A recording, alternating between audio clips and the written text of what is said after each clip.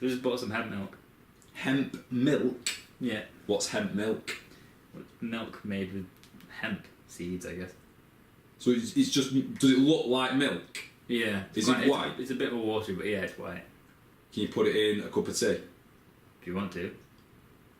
Have you put it in a cup of tea? Yeah, it doesn't taste too bad. How many cups does it take before you get a little bit stoned then? 7.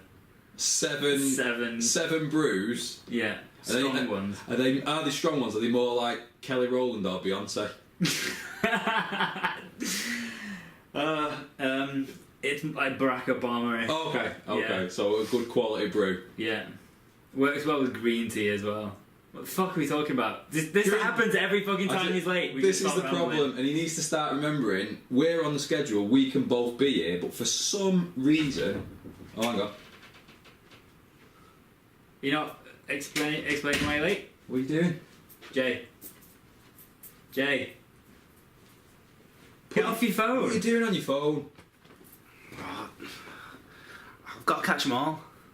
You're on Pokemon Go, like everybody else. What's Pokemon Go?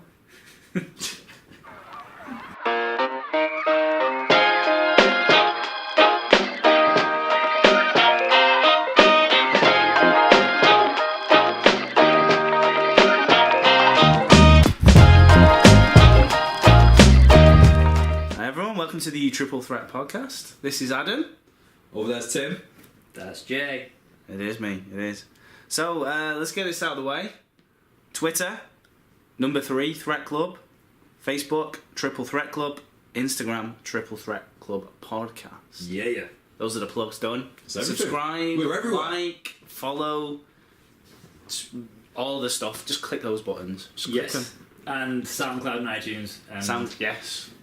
Can we say as well, there's a new t-shirt.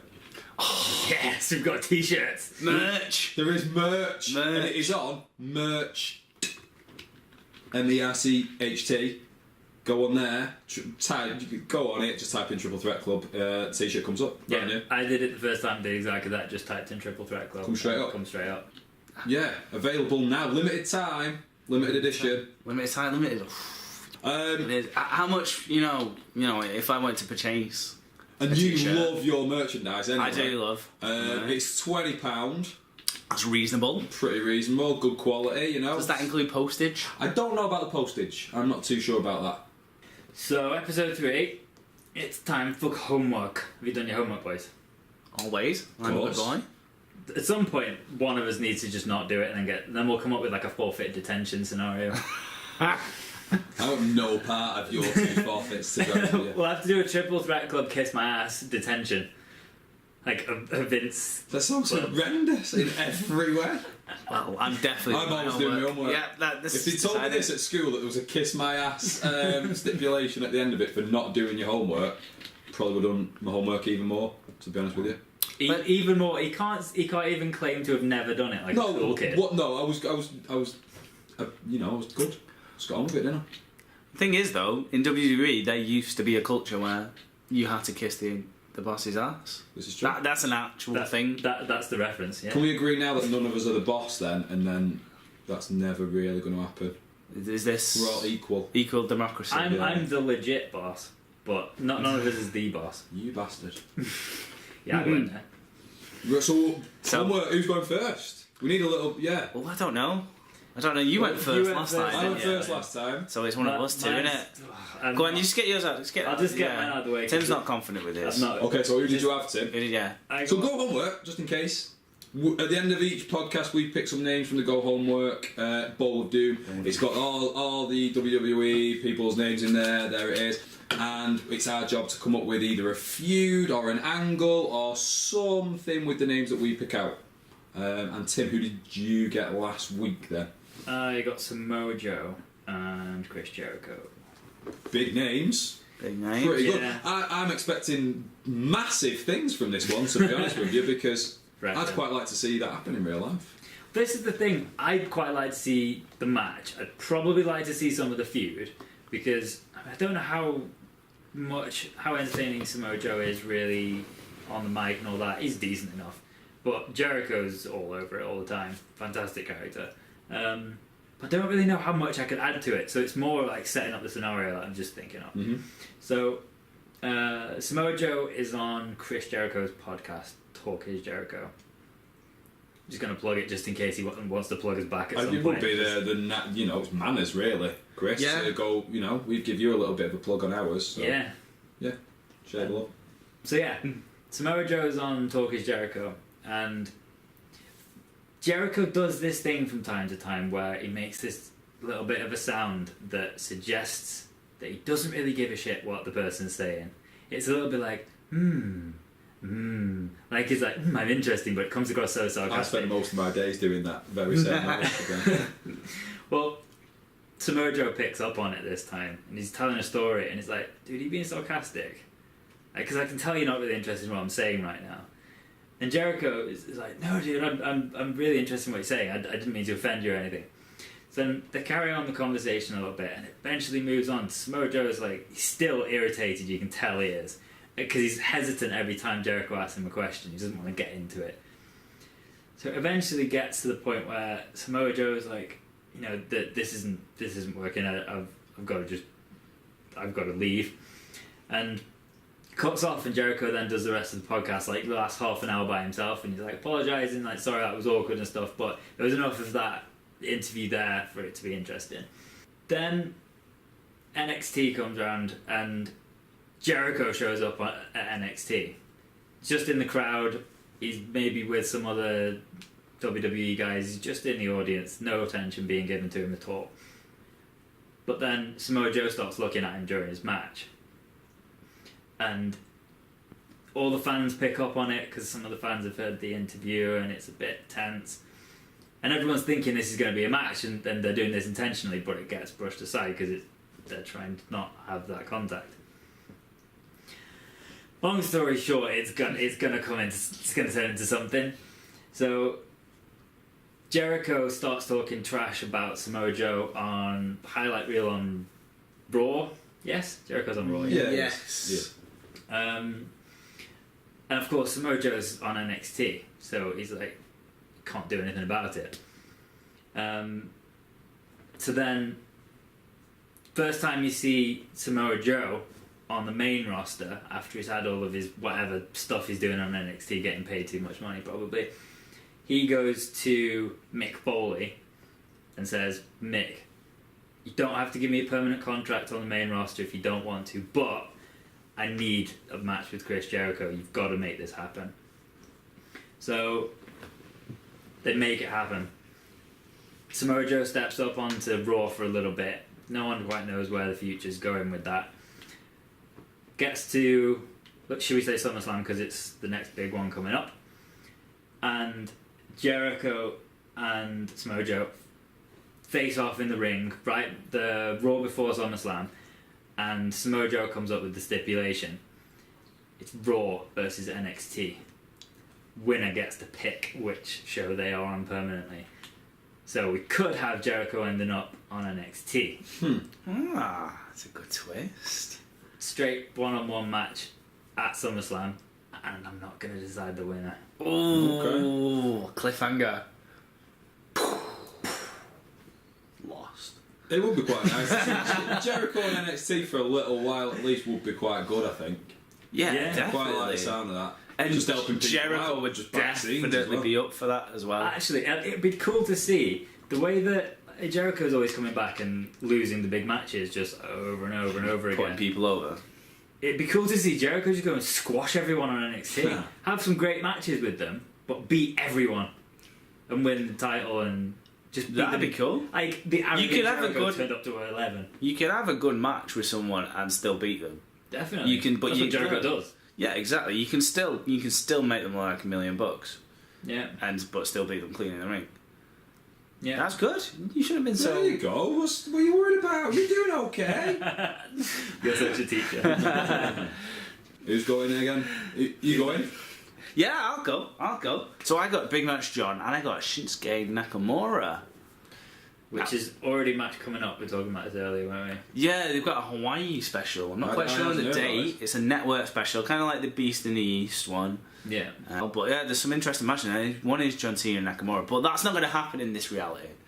Okay. This parallel universe, that's not happening. Okay. Go on then. Okay, so it's the night after SummerSlam. AJ Styles and John Cena have just gone at it the night before. John Cena picks up the win, obviously, because he's going to win this feud. Right. So they're out the next night, they're talking, and there's a begrudging bit of respect there between the two. AJ's been drafted now. He's not got the club with him. He's not Billy Big Bollocks as much anymore. So there's a bit of begrudging respect there, and you think, are they going to get on? Are they going to shake it? Is this a face turn back for AJ? Shinsuke comes out, looks at them both, and does his whole entrance, does the whole thing. Looks at them both, shakes his head, and walks off. Okay. Next week, John Cena comes out, and AJ Styles comes out again, and still having a little tete-a-tete, still to kind of didn't quite finish the conversation last week. Shinsuke comes out again and goes, AJ, what are you doing? Why are you respecting this guy? Shinsuke, he's not a man of very words, he's just like, this guy isn't strong style, this guy's soft style. Why are you, and he starts laying into AJ going, why are you giving this guy respect? We fought all this time in Japan. We wanted to show we were the best. We wanted to embarrass people like John Cena. Why are you showing him respect? So he gets a little bit heated. John Cena, between AJ and Nakamura, and Cena steps in the middle and tries to calm it down a little bit.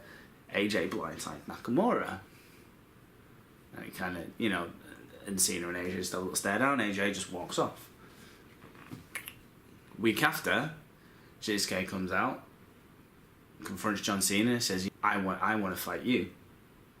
I want to show what what I can do and what Japan can do.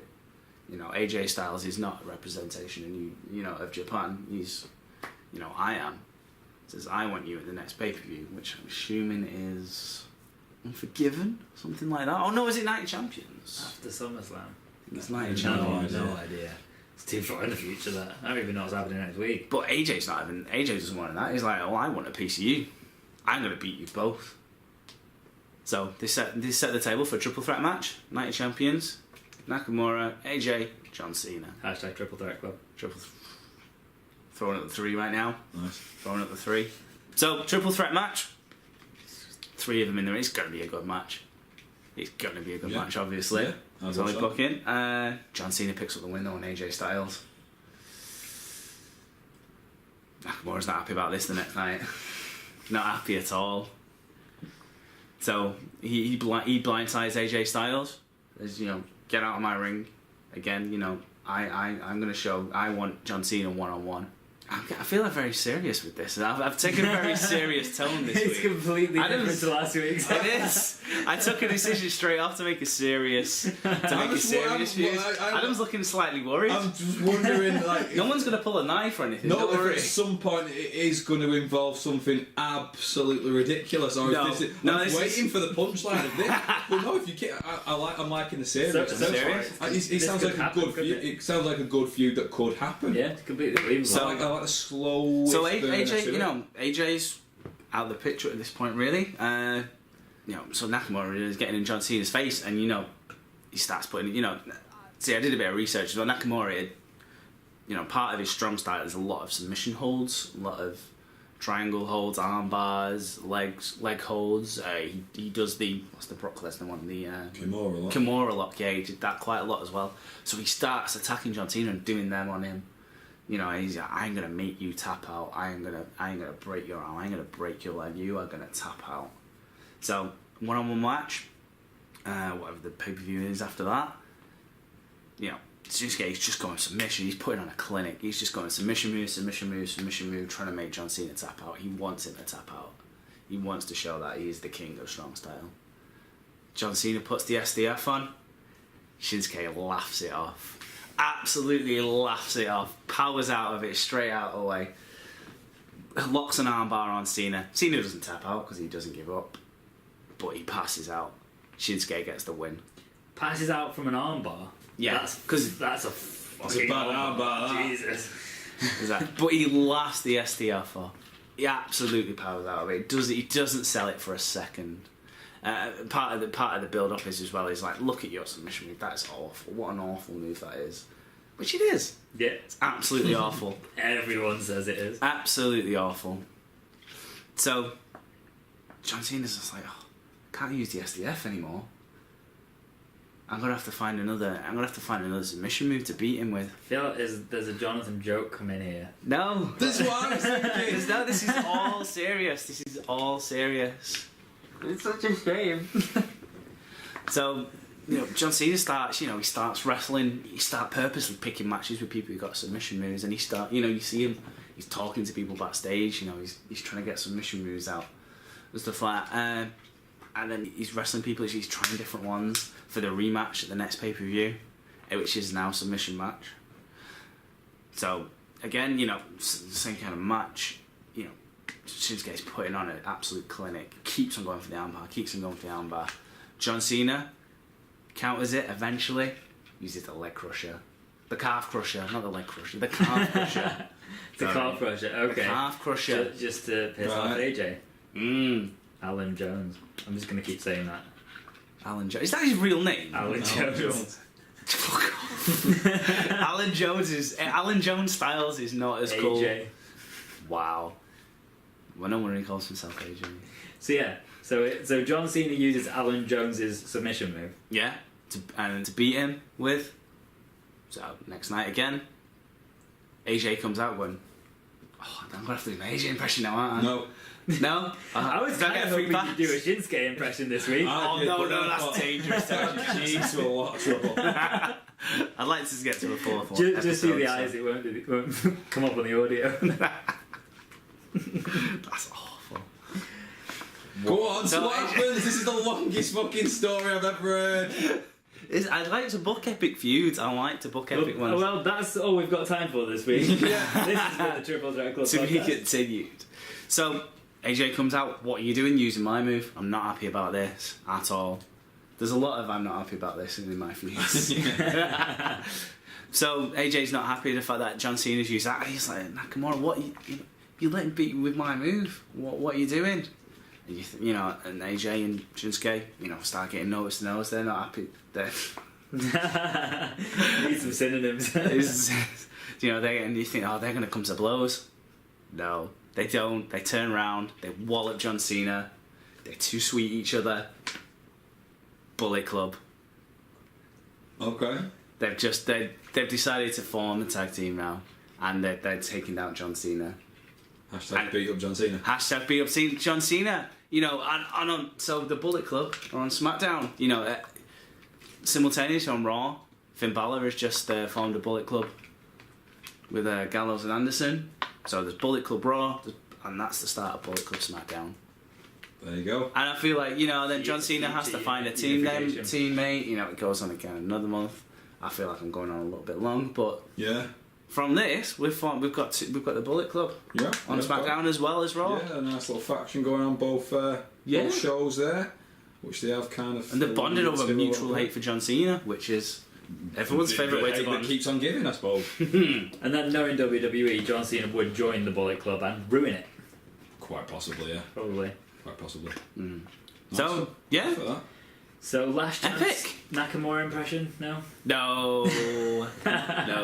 No. Right. Who did you get? I got Dolph Ziggler, who somebody got, I think, last time. That was me. And I also got, to go along with Dolph, Darren Young. Ooh. And I was not too pleased about this, because I thought, what the hell am I going to do with these two? Because I thought, both a bit going nowhere. So then I thought, well, that's my angle right there. Intercontinental champion, number one contender. No. But what I'm doing now, while I'm talking, is looking on my phone, because I actually made a few notes, because I couldn't get my head around these two people. So what I wrote down was my little. It's not really a feud with the two of them, but it is my little bit of an angle. So what it starts off with, Dolph, obviously we all know, was once destined for great things. He was getting quite a big push and everything, and he's not been doing so well recently. I think we'd all agree. His feud with Baron Corbin was a bit Shit, thank you, Tim. It was a bit shit, and it went on for almost as long as your go homework there. So we all got a bit fed up of that one, and he's kind of treading water a little bit, and he's. So what happens is that continues to start this thing off. He's losing a few matches. The commentators have all started to notice this now. They've all started questioning his desire. He's kind of lost it a little bit. He was once right near the top. And they've kind of said what's happened to Dolph, what's happened to all his push and all that kind of stuff, and they're questioning it. And then he loses another one. He's going to lose one. He's on SmackDown at the moment. He's going to lose against someone like Mojo Rawley. He's going to lose against him, who's just been drafted to SmackDown. And he loses it. He loses it now. That's it. He's lost again. He's absolutely sick of this. He snaps backstage with the interviewer after it. But he's not taking the blame himself. He's blaming WWE for this. It's a bit of a shoot style kind of interview kind of thing. He's like, look, I had my push. I'm still giving it everything, but you're not booking me in the right matches. You got me fighting Mojo Rawley. Who the fuck is Mojo Rawley? All that kind of stuff. They made me try and be this HBK kind of guy. I never wanted to be him. I always liked him, and they made me do it. All that kind of stuff. I love this. And I'm really sick of it. I had my own. I had the famous as my finisher, and then they've got me doing the super kick. I'm not Shawn Michaels. I don't want to do this. I'm not having it anymore.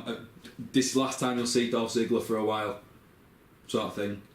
We see like he goes, he just walks off, and then the interview Daniel Bryan and Shane, and they're kind of like saying, you know, what do you think about this? Like Daniel Bryan, he's not having any of this. He's only just got the job, nothing to do with him. He drafted Ziggler to SmackDown because he thought, you know, he still wanted him to do great things. But to be honest with you, if he's going to behave like this, don't want him. Fine, good riddance to you. Fuck off, all that kind of stuff. I love it. Daniel Bryan just went, fuck off. And that's it. And he's gone. He's gone for like a week, maybe two. All the while on Raw, Darren Young's having a great time. As Tim said there, he's up there for the IC title. Maybe he wins it, maybe he doesn't. I don't know. That's not important in my angle, but. I'll give it him. He wins it. He wins the title, and he's having a great time. He's great again. He's great again. That was the whole idea. Him and Bob Backlund, they've made him great again. He's having it. He's loving life. Darren Young. But something's not quite right. He thinks, okay, I'm great again. It's time to pay it forward. It's time to pass that on. Him and Bob decide. There was once somebody who also was destined for big things, who were going to try and make great again. Patronising. So there you go. So what they're going to do, and it happens in like backstage, not even backstage, they go around Dolph's house. it's one of them, and they go around, and Dolph's like, he's doing his own thing now. He's always on Twitter doing other bits and bobs, and he does his comedy shows and stuff. So he's still doing things. And he's turned his back on wrestling, but they say, no, we can make you great again. Bob can make you great again. Darren Young's like, look what he did for me. He's made me the IC champ. Look at this. We can do the same for you. And Dolph's not having it for a long time, obviously. A bit ridiculous. In the end, he finally relents and he says, okay, right, fine. So what they do is Darren Young and Bob Backlund go to Mick Foley on Raw, and because they know that Mick's always had a little bit of a, he's always respected Dolph and thought he's a pretty good guy, and he sees his talents, and they say, can we get him in? Can we get Dolph into Raw? And Mick says, okay, I'll give him a chance. He has a match on Raw against, but I'm thinking pretty big name on Raw. Someone who I think would be quite good for this, KO Kevin Owens. He's got to beat Kevin Owens. If he does, he gets a job on Raw and he's back in. Thanks to bit of a chicken wing or whatever, he wins thanks to assistance from Darren Young and Bob Backlund. Dolph Ziggler beats Kevin Owens, he gets his job on Raw, he's back in and he appreciates this. He's loving the fact that Darren Young and Bob Backlund have given him all this. So they become kind of running buddies, they help each other out. Dolph helps him keep his IC title a few times. Darren Young helps him start winning some matches. I'm thinking as well, at some point, they become a bit of a tag team, and they go after the tag team titles, and they win them. They become the tag champs. You know, they're good pals and they're working together and they're bringing themselves back up until, I'm not going into it any more than this though, Dolph eventually turns on poor old Darren, lovely Darren. Dolph becomes big time heel. Darren stays I'm hoping by the stage he's, you know, a bit of a fan's favourite, underdoggy kind of person, and then that's your next feud there between the two former pals. Why is he going to turn now? Just because he don't need him anymore. Just there, you got two Don't need him. boots. Don't need him anymore. He's back. He's starting to get a few of the accolades and everything. He's got himself back up, and I quite liked the old heel Dolph Ziggler. I quite liked him, and I'd quite like him to come back. A bit in between at the moment, isn't he? He's not really anything, and I think with this would be quite good. Heel Dolph Ziggler. Heel Dolph Ziggler is the ending for it, and then by that stage, really, I think he could be back up towards You can the actually top probably again. chart his downfall to when he turned face. I think that's part of it. One thing I missed out was, which I wanted to put in there. He's at SmackDown to begin with, Dolph. He loses a match on SmackDown against Heath Slater, who obviously didn't get drafted by anybody. And I wanted a little thing where Heath Slater, and I'm hoping this might happen in real life, where he just tries to get him to both. One day he's at Raw trying to do something and get in. One day he's at SmackDown, he's trying to get in. Maybe Bo and Curtis Axel like try and sneak him in a box or something, and they do all that kind of stuff. Get a really big coat. It's just ridiculous things like that. But then, so that was his final downfall at SmackDown. Dolph loses to Heath Slater. Heath Slater's in, Dolph's out. See you later as well. That was my extra little bit that I forgot about. But there you go. Like it. Dolph and Darren. We've all gone pretty straight this week. Yeah. We have. That's been said about us three before.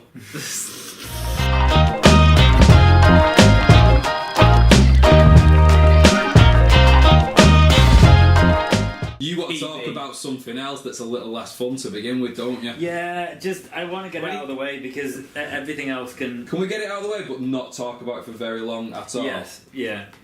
Just so that it's in order of events that happen. Yeah, it's just... chronological. I Exactly. think there's just going to be three very disappointed faces, really, and just a little bit of a shake of the head from all three of us, isn't there, really? A disappointing shake of the head. Just like... Why? Well, not mad, why? we're just disappointed. Yeah. In that case, if you just want to get it out of the way, Go on. I may as well just say it a bit just like a report because we don't really know where this is going yet. Don't know how UFC is going to react or how WWE is going to react. So, simply put, first of all, John Jones gets dropped from UFC 200 for taking if I've got this right, it's an anti-estrogen blocker called clomiphene. Brock Lesnar comes out in an interview soon after that and says it's unprofessional. I think it was about nine days later, something like that, Brock Lesnar tests positive for this exact same thing. This was the before the out fight. of contest sample. Before the fight, yeah. Yeah. And then he's done an in-contest post match with Mark Hunt. And he's come up with the same, hasn't he? And it's positive again. So UFC are probably going to act suspend him, probably get his money taken away, given somebody else. Mark Hunt's already been like, He wants all the money, doesn't he? I want this money. Yeah. He's popped right up. Yeah, we'll see what happens. It's a shame. We said, haven't we, WWE needs to act on this soon, because if they're going to suspend Brock Lesnar like they should, they're going to have to do it soon to get it out of the way before SummerSlam. Well, SummerSlam's a month away. It's 30. A little bit over. Well, it's 21st today and it's on the 21st of August. Yeah. Isn't it? Yeah, So it's a month. Wow. Yeah, so they need to act quick.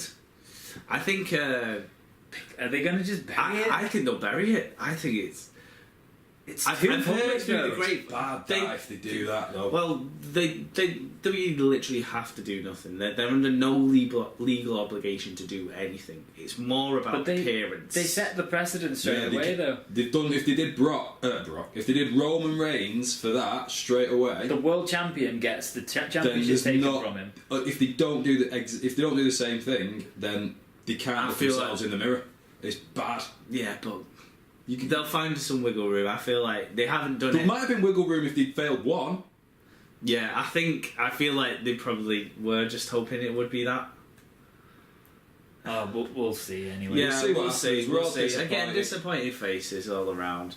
Also, well, because that probably means Brock Lesnar's not going to fight for UFC again, which kind of kills that crossover mainstream thing, which I'm sure they were going for. There was a reason he came back to that fight, and it was mutually beneficial for both businesses. True. I think they need WWE though. They need to worry about.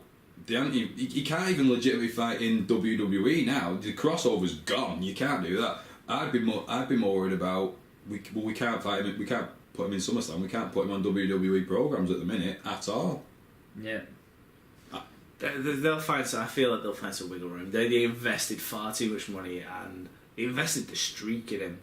They're not just going to sell him down the river like Roman Reigns. It's the publicity of it that's the problem, because I think a lot of people think Triple H has probably taken stuff before his matches, and The Rock has.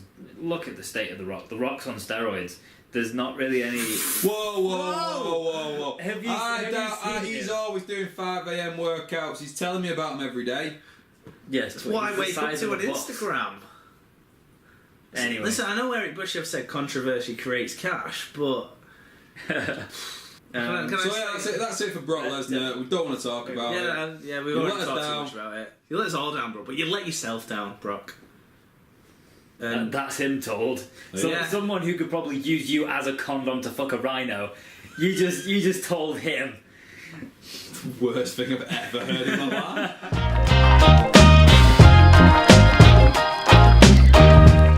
Let's move on to this week and Monday Night Raw. Let's do Monday Night Raw first. Yeah. Monday Night Raw. So I can only actually remember 2 significant things, and that probably says most of the story. Yep. The general managers are named, first of all. Yeah. Alright.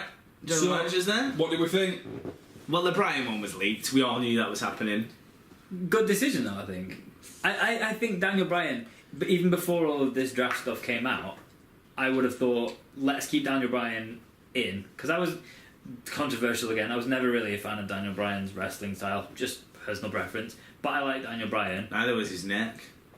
Do you like Daniel Bryan though? Because he's a nice guy and all that kind of stuff. But but I think when he was a wrestler, I quite liked how he was as a wrestler. I didn't think he was a good talker. No. But that's all he's going to do now. As a presence, and because he is actually a very experienced wrestler, it just makes sense for it to have him around. Because if you think of we'll talk about the roster in a bit, but the draft in a bit. But if you think of a team of wrestlers controlled by Daniel Bryan, that's kind of a cool idea. So it is. If he's backstage giving him but that's not what he's doing. He's there as the GM face, and he's got a lot of TV time where he won't be doing any wrestling. But he could still be. I don't know. They could make it look like anyway that he's putting the matches Maybe together, if that's the way they want to go with and it. he could pick the cool matchup. True. Do you think he's going to get more? What's the deal with him and Shane? Do you think he's going to have more of a say, and Shane's going to get off for a bit, or is Shane? Because just like from what I've seen so far, he looks a bit like Shane's little sidekick. Yeah. I don't know. Yeah, I agree with that. At the moment, I feel like the dynamic's better between Mick and Steph. I think there's more storyline possibilities for that dynamic than there is I've got my Shane and Bryan. queries with that one as well. Oh, okay. Do you like it? I think that's a better pick. Yeah. Bryan, personally. I think Bryan and Shane are two. So I don't see where there's any conflict or story there. And I think Bryan, not to switch subject too much, but the Cruiserweight Classic, he is very good as a commentator in that, and I feel like that's I like him on that. I feel like he'd be better served as a commentator on SmackDown than a general manager. I would agree with that. I think so. I like him on Cruiserweight Classic. I think what like exactly what Tim said. Because he's wrestled in front of 20 people. He's such an experienced wrestler. He imparts that in his commentary. I think that's just a better role for him than SmackDown GM. well, I think the same way that was it Paul Heyman said this week.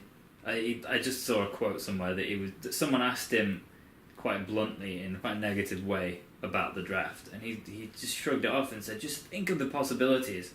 stop thinking about all the negatives that you think are obvious. Think of the possibilities of what's going to happen. And so, just to put a positive swing on the conversation, because it feels quite negative so far.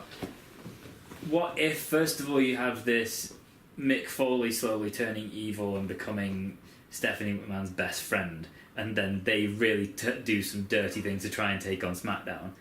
What if Daniel Bryan turns heel on Shane McMahon, and like Shane's not really sure what to do about it because he doesn't want to just fire him, but Daniel Bryan's doing cheeky things against Raw?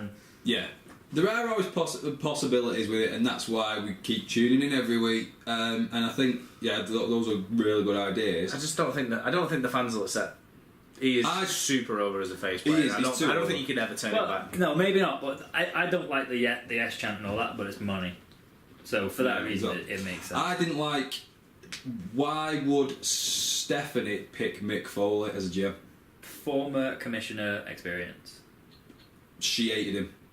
Yeah, she's hated him the whole time. It made no sense to me that they're not a good pairing at all. Okay, do you want the true picking answer? people. They're supposed to pick people. Like Shane picked Daniel Bryan because he thought he was the person. He's going to be a good GM for SmackDown. He's going to be good. Why she picked somebody in like wrestling logic? Yeah. Why would she pick someone she don't like for her brand? Makes no sense. There's no kayfabe logic to it. Makes no sense. The answer to all of this is money, because Daniel Bryan's massively over and they still want to squeeze some more out. And Mick Foley's got a new TV show.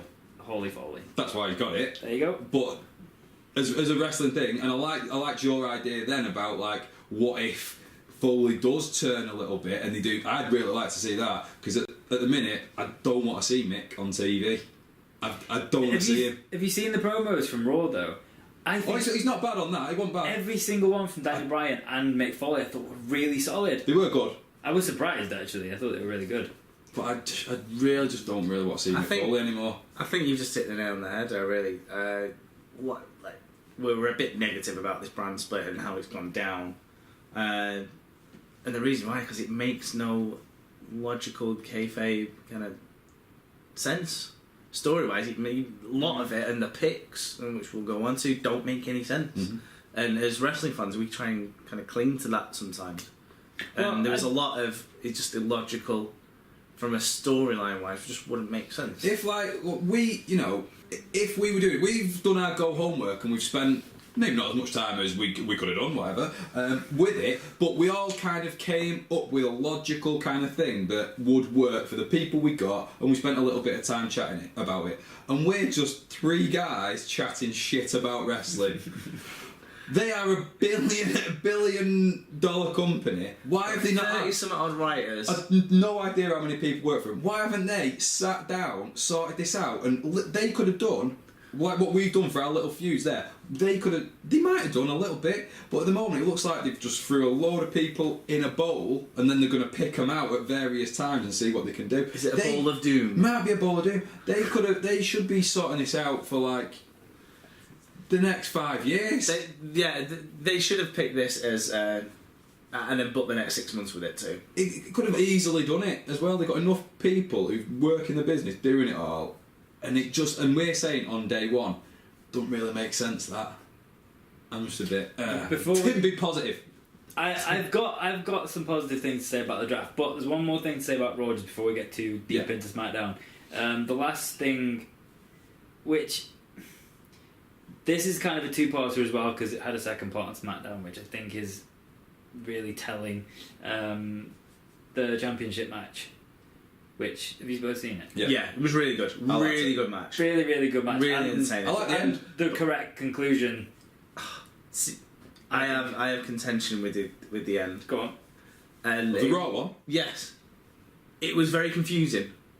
And it ended with Rollins just leaving with the belt. You think, oh, well, Rollins is champ.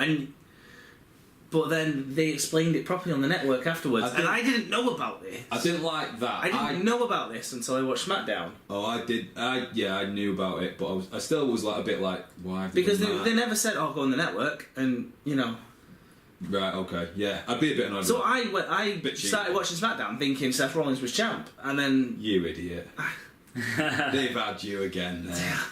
I do agree though. I think even before they got to the end of Raw, it was almost like, I don't know whether they were trying to do it intentionally, that they were trying to set the scene as if, oh, we really don't know what's going on now. I think it was supposed to be that. It was supposed to be legit confusing, and but when it I get that. But when it actually went to the network, then it was legit confusing. Nothing. they Was shouldn't happening. have done that. They shouldn't have done. It's to everyone get the network. That's all it is. I guess, It is. Which is a slightly worrying trend. Are they going to keep on trying this more and more? Hopefully not, but probably so. Not having Raw be the end of Raw be the actual end, and then you have to go back to the network to watch it. I hope. It's not. already 3 hours. Is this exactly now? It's now going to be 3.5 hours. And is this another try? Is this a way of thinking they'll think they'll get more subscribers? If we don't actually give the ending of Raw away on Raw, we actually push it back to the network again.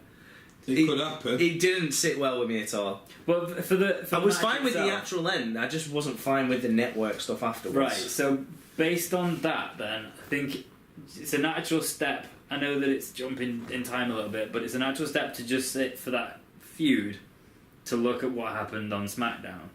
And yeah, I personally think the wrong thing happened on SmackDown. They shouldn't have even had that match, because now, since Rollins beat Reigns for the championship, Rollins has lost 3 championship matches, and we're still supposed to believe him as a contender for Battleground. Does that make any sense? yes, no, I get that. What's the ironic thing as well? They've actually booked Rollins a lot better since he's come back, but he's still losing. Shows how badly they booked him as champion. 3 world championship matches. I think more important than Rollins losing is they have to make Ambrose win, and because at the moment, out of the 3 of them, I think he's the weakest one. He's the weakest member, and he's got the belt. I think because he's lost so many matches before, he won the belt on a cash-in sort of thing. He's got to win some matches, otherwise. Doesn't have to be Rollins he's beating though. It does, because who else is he going to beat? Everyone. It's not going to mean anything. He's going up against the Shield. The Shield. Rollins beat Reigns for the title. Clean. Ambrose has got to beat.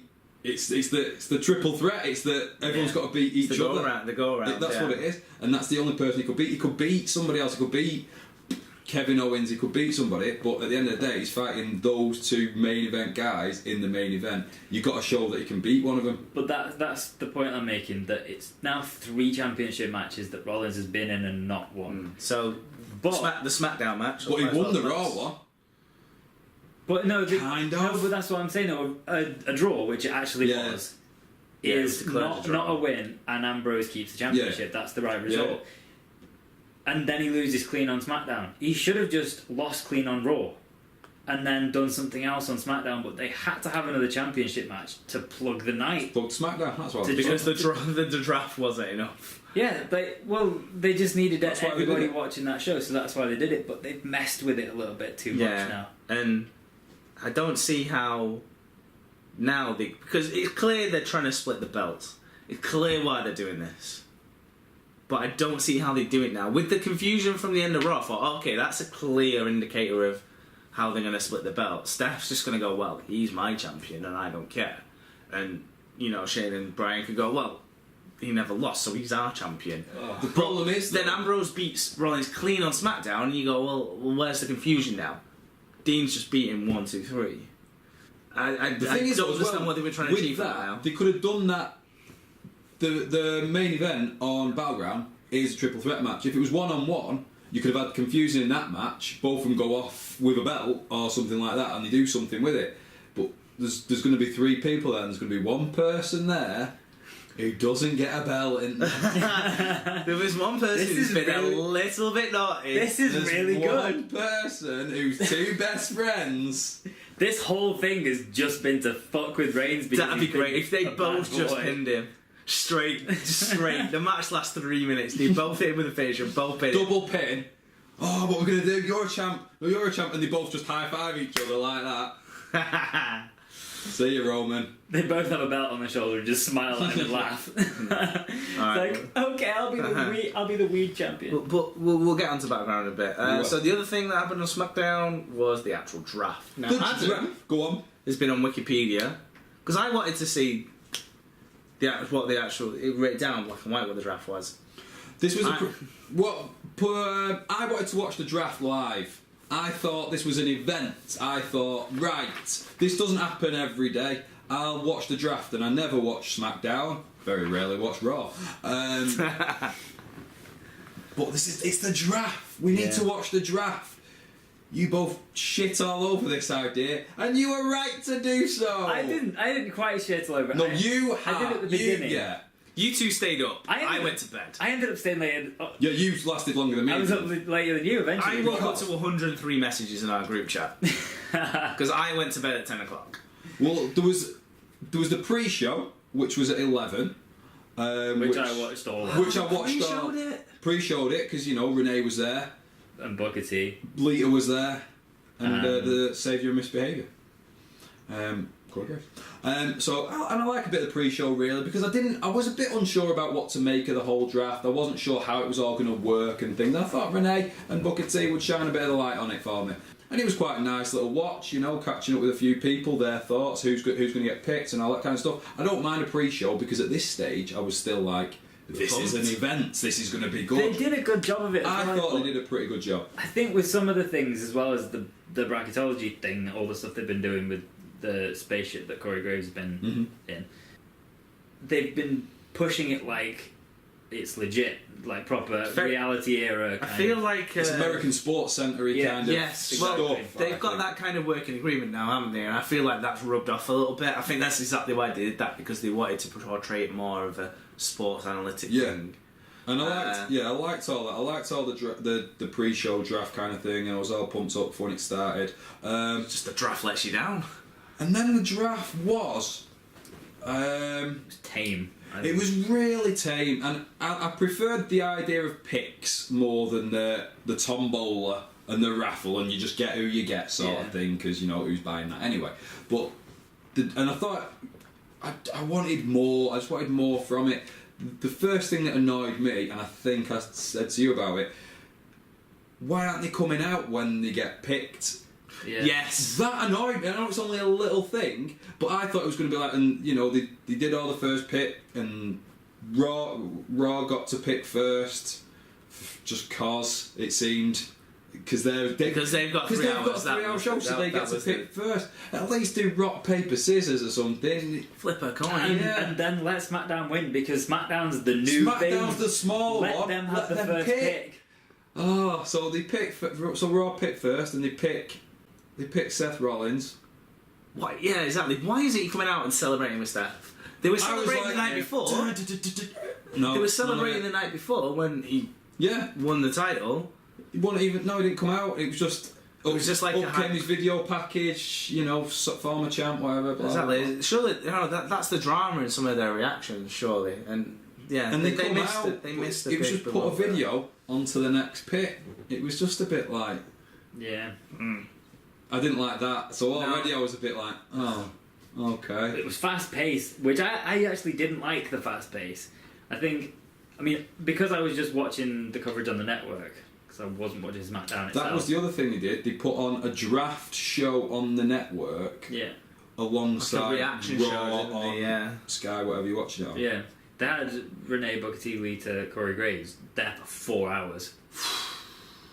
And they were just talking about what was happening, and it was a little bit. See all the YouTube videos of people reacting to it. It was just that literally they were just talking like, oh, so there's been another pick, then, and it's this person gone to Raw or SmackDown, and it was so fast. It wasn't any better watching the SmackDown. It was like literally because I was watching SmackDown on a slight delay.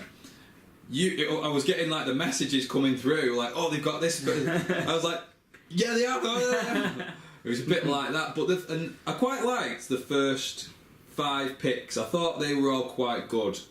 So we had Seth going to Raw, Ambrose to SmackDown, Charlotte Raw, AJ SmackDown. See, this is where I started losing it straight up, because I thought, the first 3 make sense. We picked Seth Rollins. I like how we picked the champ then. Well, if you're going to pick that champ, I'm going to pick the other champ, and I like how Charlotte got picked. In the first 5, I thought it was really good. I thought it was nice. But then pick AJ Styles. But why aren't you picking the club? Because again, it makes no logical sense. Because later on, they're picking the New Day, So why are you only allowed to just pick AJ Styles? Well, they said that one of the rules was that you could pick a tag team as a tag team, and that was fine, and it meant people weren't going to get split up. And then immediately, like you're saying there, yeah, they didn't pick the club, they picked AJ Styles. You just pick if they are known as the club, or is it two? Yeah. But then it goes back to the thing. I think we said it each time. It's AJ Styles and his two mates, And the club. Yeah. And that's probably what they've done there. Again, just I was glad with them. And then Finn Balor gets picked at number 5. What do we think of that? it was gonna happen. It's obvious. He was done in NXT when he That was the early title. on, picked number 5. I was looking at it earlier. If you look at the first 10 picks from anybody, Mm-hmm. if you think about it, that's WWE saying they are the people that we think are the 10 top talents right now. Yeah. And I think, debatably, you'd put some more women in there, and I think Charlotte has to be there because she's a women's champion. So I think it would probably make more sense to have a separate grouping. Like, there's a different size in men roster and female roster. Yeah. So you could have a top 10 and maybe a top 5. But I kind of agree with the top 10 that they picked. You can't have any qualms with that whatsoever. They're the biggest, they're the biggest names in the company. And that's why, regardless of the fact that Finn Balor hasn't been on the main event, the main roster yet, it makes sense. I love that he's there. I'm a big fan. I love him. It puts him over straight away. And you look at it, and they're probably their biggest merch sellers as well. Then top 10 right there. Yeah, it's that's the way the business works. So we go down, and I think there's one person who's further down who you might think. Yes. And I think they might have just done it for the reaction and that little thing. This is why they should have had him coming out. Kevin Owens was pick number 18. So he comes out for his match with, I can't remember who it was, because Sami Zayn comes out and interferes. But he shouts at both the GMs. Starts screaming and going, "What took you so long?" Absolutely brilliant reaction. And again, that was so funny. Why didn't they have people coming out and doing that as well? Because there was so much. There's drama, there's comedy, there's so many do anything with bits it, you could have there. you? And that was brilliant. I think just such a missed opportunity because that was brilliant. That was the absolute highlight of the night for me. That was. We all love Absolutely Kevin shouting at him. Owens, and I think all of us would probably say we'd pick him further up the draft, but the fact that they left him for that reason, It was intentional. it's brilliant. Yeah. and you can do so And the much fact that with Sami Kevin Zayn Owens. got picked way before him as well. Yeah, They're it's just extra little touches, and they're the good bits. It's the only chance they seem to. The only chance they took with that one was doing that, and it's just a shame it could have made it so much more entertaining when you having them coming out. Would you have kept Kevin Owens and Sami Zayn on the same roster? See, I kind of would have split them up myself now. I was certain they were going to split them up. finale at Battleground makes sense. Exactly, and then they split them up, and They can always come back again at any time. exactly. Something can happen. You leave it, but you leave it simmering. I'm just worried it it's boils in- up again at yeah. some point, and I feel like because they released a T-shirt that says it's half Kevin Owens, half Sami Zayn. It says "Fight Forever." Yeah. So I feel like I was amazed that they didn't split them. Absolutely amazed. I'm just worried that now it might get a little bit stale if they carry it on Exactly. and on. Like I said, they could have had it simmering for a long time. Yeah. And 6 months on, they pick up exactly. The first time they meet, they just start fighting again. And it'd be brilliant. Let me ask you this. Do you enjoy it when Peter Griffin fights the chicken? No. Because I do. Yeah. So, well, actually, no, I did get a little bit sick of it towards it. I'm okay with them doing that forever. No, they I can just get be bored. walking around an arena all the way through every Kills an single hour show. of Raw. Exactly. Having them fighting on boats is and true. destroying Yeah. cities. That is true. There's so much That is a potential for brilliant it. Kevin comparison. Owens looks a lot like Peter Griffin as well sometimes. He's fat, that's alright. Yeah, he's fat. He's white. That's Someone needs to splice that video on YouTube. That would be good. Someone may have already done. I'm going to check that. That's the first thing I'm doing after this. Is checking that. So something else like I was thinking was, so we said maybe we would have split them up. Would you have split the women up? See, another bone of contention I've got. Sorry, Tim, you looks like you have. I'm just posing it, yeah. Yeah. Well, I think one big positive I was going to say about the draft is I feel like they've just set a new scene for new potential things to happen. and so that's interesting in itself. I'm just waiting to see what they do with the women now, because it's very, very difficult. Because they did technically, they created the Divas Championship in the first place to be the other women's championship. Yes. I really hope they don't do it. I'm interested to see what happens. What are you going to say? Because it depends what they're going to do. If they're going to split the women's champ, like they're seemingly going to do with the WWE champ, but they haven't explicitly sort of. There's not enough women. If they're not going to do it, No. why the hell are SmackDown drafting Becky Lynch? And this is my point. If you know, because again, storyline logic. Shane and Brian don't know if there's going to be a belt split or not. So what if if Raw have already picked Charlotte? What is the point of picking a woman? What is the point? Because they've already got their champ. So what is the all right? You've won that. You have the women then. Essentially, What is there's the logical point nothing of using for a the pick? women to play for Exactly. on On SmackDown? There is That's all. no point in any of them being there. There's not enough women on Raw or SmackDown to build good stories, good feuds, have a good division going on. Just put them all on one show. Exactly. And you've just drafted the WWE champion again. Storyline logic. They don't know there's going to be a belt split. I don't think Raw should have got Charlotte because they'd already said they were going to get the cruiserweights. They'd already said that. Have the cruiserweights on Raw. Do that. Let all the women go on SmackDown and have their and build some time. Give them some matches on SmackDown. I don't see the point in splitting them all up. What's the cruiserweights? I'm What's not the aware of that. What was that comment? Cruiserweights are going on. Cruiserweight. That was Cruiserweights announced are on going Raw before SmackDown. Steph went, "Oh yeah, we're getting the cruiserweights." By the way, Are they getting a belt? Don't know. They will do. Yeah, they will That's do. awesome. I imagine there'll I be a wasn't aware belt of or a trophy or something given to the It'll be a Cruiserweight belt. Classic. There's going to be a cruise. They'll get a trophy and then they'll get a belt for it, and it'll be a cruiserweight division going on. That's cool. solid. I would have put it on SmackDown personally and kept Yeah. women on That makes Raw. sense. But I really thought all the women were going to stay together. I'm a bit disappointed with that. You know, here's one possibility. I know they've said, not too explicitly, but it has been said that they might have separate pay-per-views. They will, without question, have some pay-per-views together.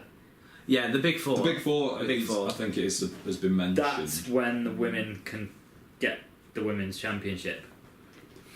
It'd be difficult to sell the matches because they Yeah. won't be able to be on There's the same gonna be show. And they no won't be able to stories. interact, and yeah. It'll be shit, just like it always has been when they split these things. But just let's just remain hopeful because we always do, stupidly. Yes, we do. We You know- we watch it. We tune in every week, don't we? They surely won't have Amazingly. just buried Becky Lynch to such a point where they're Well, just like, screw it. that's the thing. Like Becky Lynch who's on SmackDown, and we've got Becky Lynch on Nia SmackDown. Jax. No, Nia got Raw. No, now you got Raw, yeah. Who was Carmella no, got It SmackDown. was Alexa Bliss got SmackDown. who was the Natalia's on SmackDown. who was the other NXT? The red hair. Can't remember her name. Alexa Bliss. No, the one that everybody hates. Eve Oh, Eva Marie. Marie. Where did she end She up? got SmackDown. That was what I'm Okay. thinking of. Alicia Fox got Raw. Dana Brooke got Raw.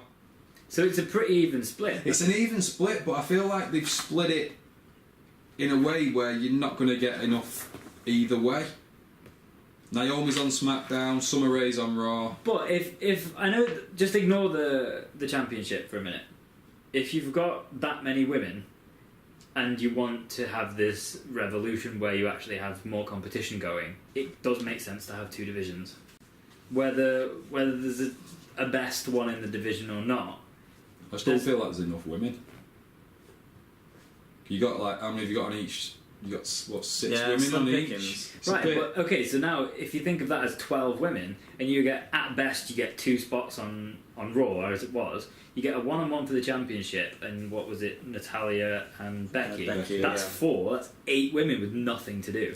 maybe give them more stuff to do.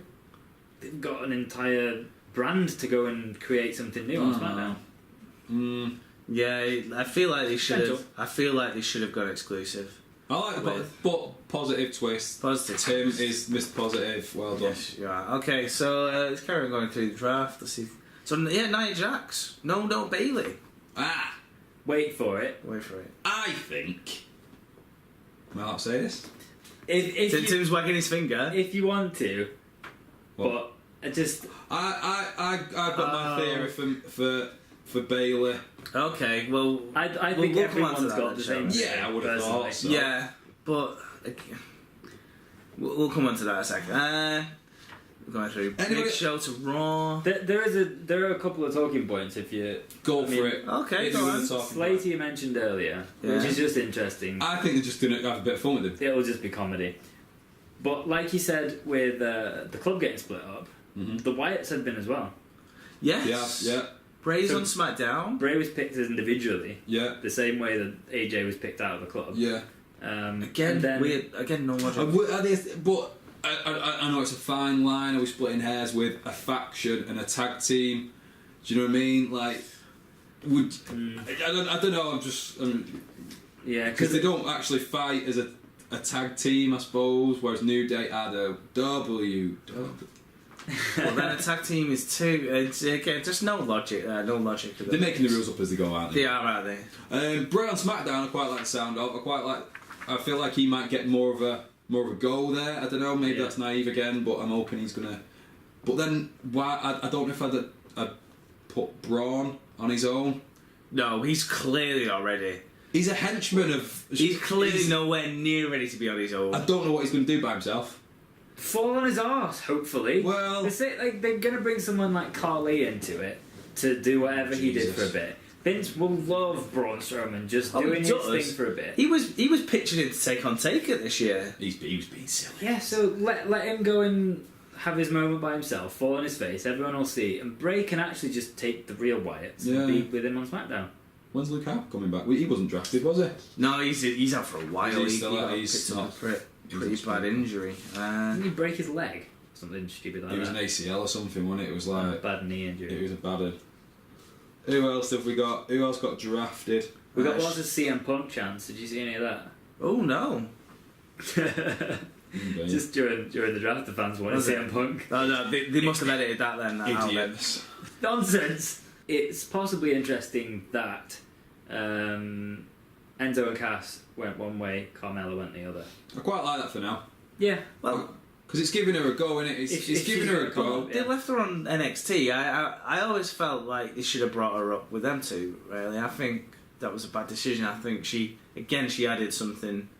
She needed That to they don't find quite herself as an individual, though. I think just because Enzo and Cass are so well defined individually. And look, they've blown up, haven't they? They haven't Like mad, yeah. lacked.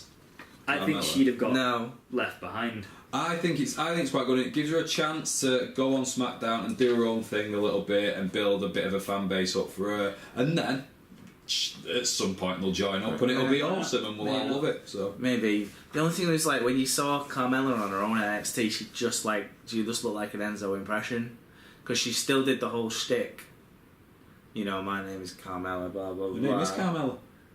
But she is hot It as just hell. looked like an impression. And you know what? You can't teach that. I'm being positive. She just looked like. That's the whole point. That's why it wouldn't have made sense to have her with them, because if they give her the opportunity and she actually becomes awesome in her own right, think of how much better that'll be when she joins them. I think her character's quite good on its own, and like just putting her with the other women. There's no other woman like her Yeah. who can chat and do it, and she's got her own little thing going on and her own look as well to a certain degree. I know she's blonde and fit, but she's got her own look as well. I think I like her. I think she can. Oh yeah, I do. I think she'll probably find herself. I think it's right to promote her now, and to give her a shot on SmackDown. I think it's kind of cool. Was there anyone you would have liked to get called up who didn't from NXT? Because obviously, Right now, because I know it's some difficult. some people were saying like, oh, why didn't Shinsuke get called up or Samoa Joe? I do like them both, but you got to keep them down there. Oh yeah, Otherwise absolutely. You can't. You you're can't decimating your NXT exactly. roster. But there. again, there was no storyline logic right now because why would you've got an NXT pick? Yeah, yeah. Why are you picking Mojo Rawley over Shinsuke or Samoa Joe? Makes no sense. I mean, I'd like to see Ty Dillinger. I think he's. I would, give him a shot. For, Give him a go. give him a. But again, no storyline logic with it, and that is my big thing with the draft. Is there was no logic behind it. There was none to any of it, but I think just because of But that. we need that as wrestling fans. We need that a little bit because you do have Yeah. to suspend your disbelief. Well, I think that's completely true, and because it's completely true, we have to just ignore it. Because what they wanted to do was set the scene the same way they did like 10 years ago, and then move on from that point. They didn't, like you said, they've got this huge team of writers. They could have made this huge big deal and tried to make it really interesting, but they couldn't be asked. No, but So- it's just... And again, coming out of it, is this the only draft ever? Are they going to do this every year? Are people allowed to transfer? There's a lot of... I think because they've so clearly defined the characters of GM and Commissioner, I think I'm really excited to see trade storylines. I think, They've done that before. Is there going to be a transfer window? Oh, God. No, there won't. With Jim White sitting up till... Renee Young sitting up. And then have them out. Then have Corey Graves outside someone's house. Just outside Byron someone's house. Saxton. People getting Todd flown in Phillips. on helicopters. People just leaning out car windows. Well, we've almost got the paperwork in, but we don't know if they're going to make it in time. Oh! Are you listening, Vince? Is there anything else you want to talk about the draft before we move on? I've got something which was pretty cool. The commentators have swapped around. Yes. Actually, I do want to talk about the draft now. Let's talk more about the draft. I only know about this because you mentioned it like today, but I told you shut up so we can talk about it now. I didn't know about this. Yeah. Oh, we've had a switcheroo. This is actually the best thing about the draft. Go on. How did I not get more excited about I this? don't know. Best thing, Corey Graves has gone to Raw. We've been saying that needs to happen for ages. Yes, haven't we? I'm so stoked about that. He's such a Unfortunately, good commentator. Michael Cole hasn't bumped down to NXT or just off a cliff. Oh, yeah. have heard Lawler's nowhere. I heard this. I don't know what the latest is on this. He sneaked back in, didn't he? Jerry Lawler. He's back in after his incident. Suspension. But he was He back sneaked in. right back in. And then he's kind of not been named on anything, but I heard that it's not over sort of thing, so I reckon we might see him on pre-shows. Yeah, and things exactly. like that. So, let's break it down. Booker T and Jerry Lawler are pre-show only kind of people, analyst people now. Oh, okay. Also known as liabilities. Yes, exactly. I feel like this is Lawler's punishment a little bit. So Raw is now Byron Saxton, Corey Graves, and Michael Cole. No. This is what I'm worried about. 'cause I'm not worried because I think Corey Graves is going to tear Byron a new one, and Michael Cole. I think he's just going to let rip on them will he two. be allowed to, though? I think he'll just do it anyway. I don't think he gives one. I hope they just don't ruin Corey Graves. I'm hoping it's a positive he makes it better as opposed to them two bringing him down. You know, I positively I think that can be fine, and I think they'll leave him as he is, hopefully. But I did just react negatively until you said what you just said about like if Corey Graves ends up being basically the centerpiece because of his personality. I don't think he would be able to do that if JBL were there as well. So it works actually because Byron Saxton just sucks, and so I don't want him there. I would rather it be Corey Graves and Michael Cole. It would Just work the two. between the two of them. Byron is just what is he there for? Is he just filling a quota or what? Sadly, I think that's kind of the case. I think because it wasn't who was it that replaced? Was it Booker T? Booker T, was he on SmackDown? Booker T was on SmackDown. Was it not? Was it I not don't know. Lawler? Did I he don't not know. replace Lawler Oh yeah. when he had his heart attack? So So he's on SmackDown then. SmackDown is JBL, Mauro, Ranallo, and They're doing a 3 there as well. Otunga, David Otunga. Oh, Is I know. Is he there or is he just filling a quota? What was that thing in Just America thi- they just did? think- Positive. Where they purposely went out of the way to hire different races and stuff. Yeah, Otunga's there, which is a bad I move. don't see the point in that. But Corey Graves on Raw though. Positive spin. Yeah. So Power of positive. positivity. Cool. Corey, I just hope they let him. I hope they let him rip on anybody he wants to, like he did on the Drifter.